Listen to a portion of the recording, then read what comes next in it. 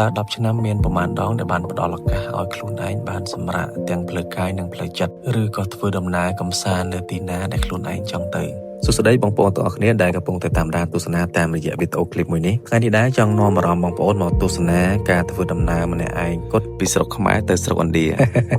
តាមពិតនិយាយលេងទេបងប្អូនទីទៀតខ្ញុំនឹងប្រាប់បងប្អូនថាខ្ញុំកំពុងតែធ្វើដំណើរទៅណាតោះឥឡូវយើងមកទស្សនាវីដេអូនេះសិនថាតើមុននឹងខ្ញុំហោះហើរត្រូវធ្វើអីខ្លះតោះទស្សនាទាំងអស់គ្នាជាដំបូងយើងត្រូវ booking សមុទ្រយន្តហោះសិនថាតើយើងហោះនៅថ្ងៃណាបើសិនជាយើងមានកម្រងដំណើរកម្សាន្ត 4-5 ថ្ងៃឬក៏មួយអាទិត្យយើងអាច booking មុនបានតម្លៃធូរថ្លៃតែបើសិនជា booking ភ្លាមៗតម្លៃច្បាស់ជាថ្លៃអញ្ចឹងពេលដែលយើង booking រួចរាល់ហើយអញ្ចឹងអ្វីដែលយើងត្រូវត្រៀមជាបន្តគឺ passport ហើយអ្វីដែលសំខាន់មួយទៀតបងប្អូនកុំភ្លេចអសោះធ្វើម៉េចមកដល់មុនម៉ោងហោះហើរឲ្យបាន2ទៅ3ម៉ោងដើម្បីយើងត្រូវការ check in ឬក៏ស្វែងរក counter មួយណាឬក៏ gate មួយណាដើម្បីយើងទទួលសមុទ្រដើម្បីយើងធ្វើការហោះហើរឥឡូវនេះ counter ដែលខ្ញុំត្រូវទទួលសមុទ្រហ្នឹងមិនទាន់បើកនៅឡើយទេព្រោះមិនទាន់ដល់ម៉ោងខ្ញុំដែលត្រូវហោះហើរគឺម៉ោង 4:55 នាទីអញ្ចឹង counter គេបើកមុន1ម៉ោងកន្លះអញ្ចឹងខ្ញុំមក2ទៅ3ម៉ោងមុនដើម្បីចាំខ្លាចមានអីប្រែប្រួលឥឡូវនេះប្រហែលជា1ម៉ោងកន្លះទៀតបានខ្ញុំត្រូវហោះចាំយាងយូរដែររៀងហេវក៏ឡើងមកហាឋានខាងលើរោអីញ៉ាំតិចបើនិយាយពីហាឋានរបស់គេគឺថាមានលក់អីច្រើនណាស់បងប្អូនអើយជាពិសេសគឺថាម្ហូបញ៉ាំឆ្ងាញ់ប្រភេទ drink ប្រភេទ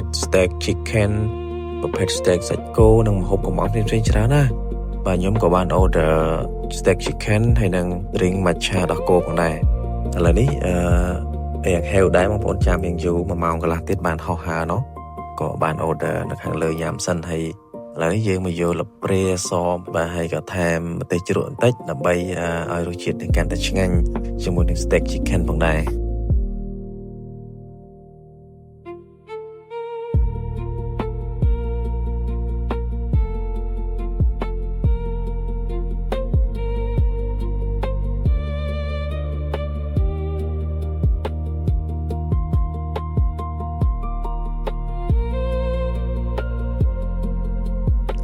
បើបន្ទាប់ពីញ៉ាំហើយហ្នឹងគឺ counter គេបើកល្មមយើងយក passport មកដកសំបុត្របានបន្ទាប់មកយើងដកសំបុត្រហើយយើងយកទៅខាងធនាគារកាណាយ៉ាដើម្បីដក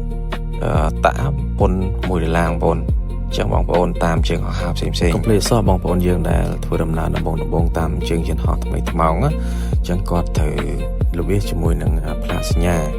បងប្អូនផ្លាកសញ្ញាសម្គាល់ហ្នឹងគឺសំខាន់ណាស់តើ gate យើងនៅច្រកមួយណាអញ្ចឹងច្រកជើងហោះហើរ gate ដែលខ្ញុំត្រូវហោះហើរហ្នឹងគឺ A204 អញ្ចឹងបងប្អូនអាចធ្វើការរងចាំតិចទៅ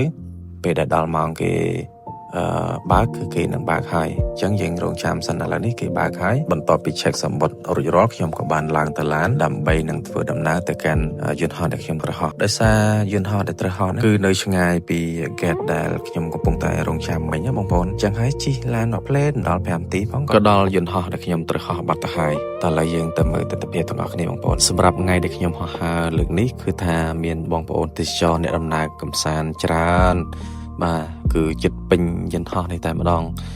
ហើយឥឡូវនេះខ្ញុំកំពុងតែស្វែងរកកៅអីដែលខ្ញុំត្រូវអង្គុយទីបំផុតខ្ញុំរកឃើញទីបំផុតខ្ញុំរកឃើញហើយខ្ញុំក៏បានមើលចុះមើលឡើងគីឡូឃើញបងប្អូនខ្មែរយើងហោះហើរទៅដែរណាតែមើលទៅសិតតែជនជាតិខ្មែរដូចជាមានតែ 2-3 នាក់ទេហើយក្រៅពីនឹងសិតតែជនជាតិទាំងអស់ឥឡូវនេះយើងចាប់ដើម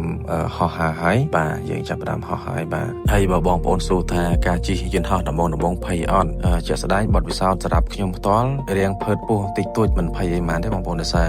ដល់ពេលដែលយើងហោះហ្នឹងវាមានការលឿនហើយប្រឹងវាស្រើតពោះអញ្ចឹងណាហើយដល់ពេលដែលយើងទៅដល់ខាងលើហ្មងគឺมันមានការភ័យទៀតទេព្រោះយន្តហោះយើងនឹងថ្កល់តែម្ដងហើយអារម្មណ៍ភ័យហ្នឹងគឺនៅពេលដែលខ្យល់កត្រាស់អីខ្លាំងៗហ្នឹងបងប្អូនវាលាក់អាហ្នឹងក៏អាចធ្វើឲ្យយើងរៀងភើតដែរអារម្មណ៍ភ័យមានតែ3ទេទី1រៀបឡើងហោះរៀបហោះ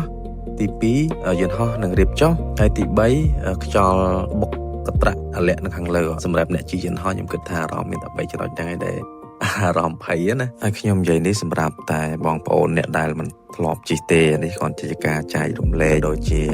ប្រាប់ពីអារម្មណ៍ដែលថាយើងជិះយន្តហោះហ្នឹងវាជួបហេតុការណ៍ឬក៏ជួបរឿងអារម្មណ៍បែបណាអញ្ចឹងណាបងប្អូនសម្រាប់អ្នកដែលធ្លាប់ជិះញឹកញាប់ហើយមិនមើលមិនស្ដាប់ក៏បានដែរ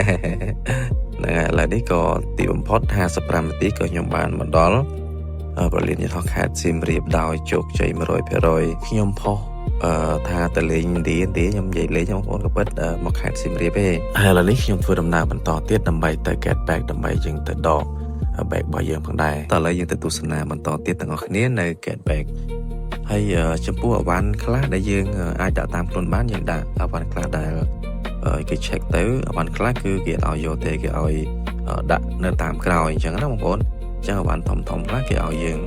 មកទទួលនៅ get bag នឹងឯងអញ្ចឹងអវ៉ាន់ខ្ញុំបានមកដល់ហើយបាទអញ្ចឹងវីដេអូនេះមានតែប៉ុណ្្នឹងទេ